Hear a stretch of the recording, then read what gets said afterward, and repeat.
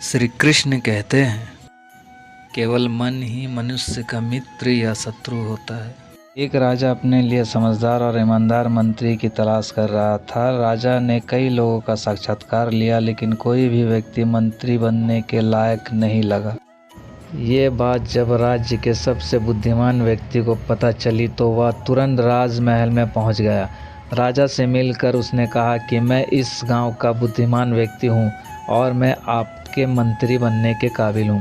राजा ने उससे काफ़ी कठिन सवाल किए और उसने समझदारी से सवालों का जवाब दिया।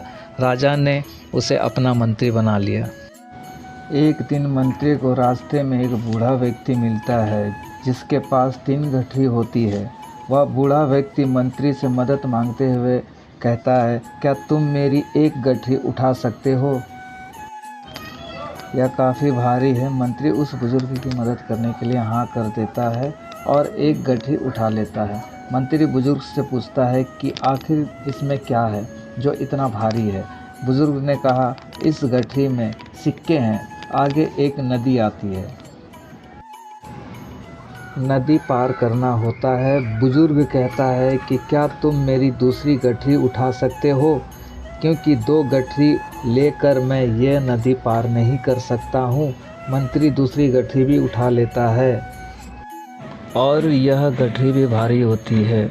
बुजुर्ग कहता है कि इस दूसरी गठरी में चांदी के सिक्के हैं। नदी पार करने के बाद एक पहाड़ आता है। बुजुर्ग ने कहा कि मैं गठरी के साथ पहाड़ नहीं चढ़ सकता हूँ।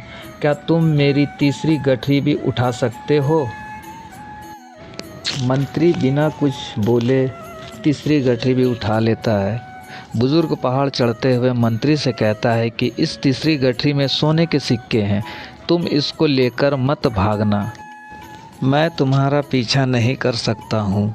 थोड़ी दूर जाने के बाद मंत्री सोचता है कि अगर ये तीनों गठरी लेकर भाग जाऊं तो मैं धनवान बन जाऊंगा और ये बुजुर्ग तो मुझे कभी पकड़ भी नहीं पाएगा।